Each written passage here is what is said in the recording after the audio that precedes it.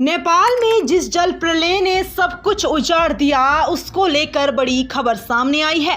नेपाल सरकार ने अभी तक 162 लोगों के शव बरामद होने की पुष्टि की है, लेकिन हैरान करने वाली बात यह है कि इस भयंकर आपदा के बाद हजारों लोग अब भी लापता हैं, जिनमें कुछ लोग भारतीय भी बताए जा रहे हैं। उधर चीन के सरकारी मीडिया ने जानकारी दी है कि तिब्बत में आई बाढ़ के बाद से 558 लोग लापता है। इस प्रलय के आगे जो कुछ भी आया, सब कुछ बहता चला गया। बिजली परियोजनाएं, पावर प्रोजेक्ट, सड़कें, पुल, घर, दुकानें, बाजार और लोगों की सालों की मेहनत, सब कुछ चंद मिनटों में मिट्टी और मलबे के ढेर में तब्दील हो गया। जहां कल तक लोगों की आवाजाही थी, आज वहां सिर्फ तबाही के निशान नजर आ रहे हैं।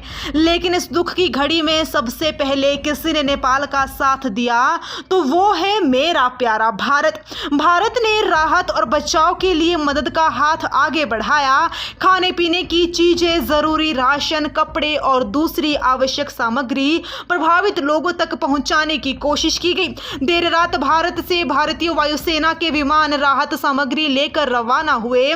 संकट की इस घड़ी में भारत का पड़ोसी देश के साथ खड़ा होना दोनों देशों के बीच मानवीय रिश्तों की एक बड़ी मिसाल है। भारत हमेशा से प्राकृतिक आपदाओं के समय पड़ोसी देशों की मदद के लिए आगे आता रहा है। भूकंप हो, बाढ़ हो, भूस्खलन हो या कोई दूसरी बड़ी आपदा, जब भी किसी देश को मदद की जरूरत पड़ी है, भारत ने अपनी क्षमता के मुताबिक सहायता पहुंचाने की कोशिश की है। यही वजह है कि मुश्किल वक्त में भारत की भूमिका सिर्फ एक पड़ोसी देश की नहीं, बल्कि एक भरोसेमंद दोस्त की भी दिखाई देती है। हालांकि इस समय सबसे बड़ी प्राथमिकता राजनीति या किसी और चर्चा की नहीं, बल्कि इंसानी जिंदगी बचाने की है।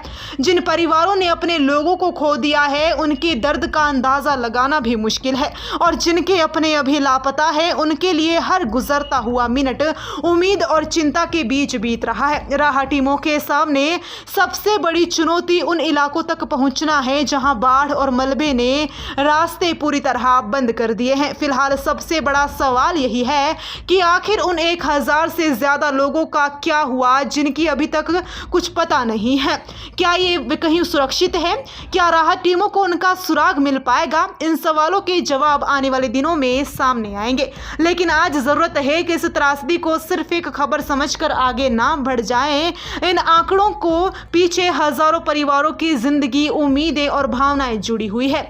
हर लापता व्यक्ति के पीछे एक परिवार है जो किसी अपने के लौटने का इंतजार कर रहा है। प्रकृति जब अपना रौद्र रूप दिखाती है, तो इंसान की बनाई हुई तमाम व्यवस्थाएं कुछ ही पलों में बेबस नजर आने लगती है। नेपाल और तिब्बत की ये त्रासदी भी हमें यही सबक देती है कि प्राकृतिक आपदाओं से निपटने के लिए पहले से तैयारी, मजबूत चेतावनी व्यवस्था और तेज राहत बचाव तंत्र कितना जरूरी है।